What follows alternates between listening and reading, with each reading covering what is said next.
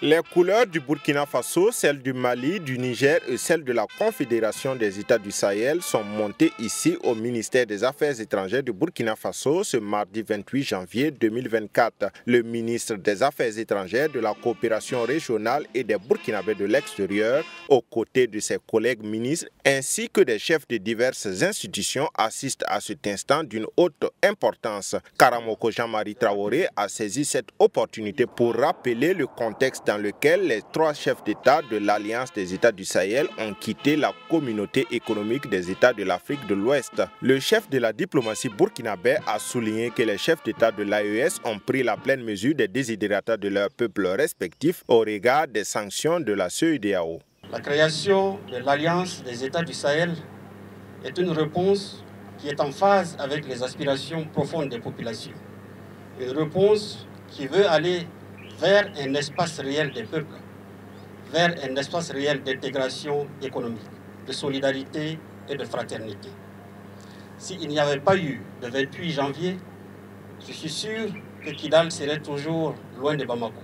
La synergie d'action entre le Burkina Faso, le Mali et le Niger sous le leadership du capitaine Ibrahim Traoré, le général d'armée Assimi Goïta et le général de brigade Abdourahmane Tiani a permis d'affirmer plus de souveraineté dans la Confédération des États du Sahel.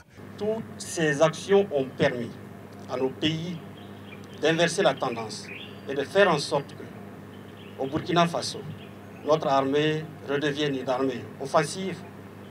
Qu'au Mali, l'unité territoriale puisse être une réalité et qu'au Niger, la menace qui convoitait les alentours de Niamey puisse être repoussée au plus loin. Et Karamoko Jean-Marie Traoré de rappeler que la création de la force unifiée de la Confédération des États du Sahel, par exemple, démontre à souhait la volonté des trois États membres d'offrir au Sahel ce qui lui a toujours manqué, la solidarité et la fraternité. Cette situation nous a permis de prendre conscience de nos capacités, de nos forces, mais aussi de nos faiblesses pour nous permettre d'y faire face.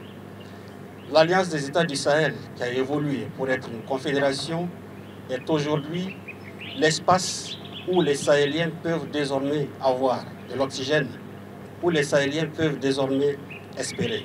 Il faut noter que c'est le 28 janvier 2024 que le Burkina Faso, le Mali et le Niger ont décidé de se retirer de la CEDEAO en raison de plusieurs sanctions ayant entraîné de graves conséquences. Cette action qui a eu pour conséquence la création de l'Alliance des États du Sahel, devenue Confédération des États du Sahel, a été rendue possible car les chefs d'État qui composent cet espace ont pour boussole leur population, a conclu le chef de la diplomatie burkinabé.